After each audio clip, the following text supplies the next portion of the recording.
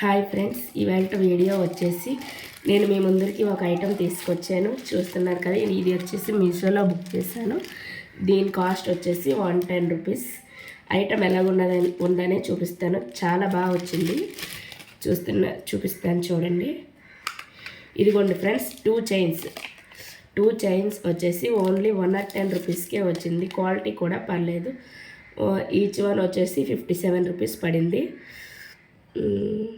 57 అంటే 115 రూపీస్ పడింది. చూపిస్తాను, దగ్గర నుంచి చూడండి ఫ్రెండ్స్. ఇదిగోండి, చైన్ మోడల్ ఒకటి వచ్చేసి థర్డ్ మోడల్లో స్క్వేర్ షేప్.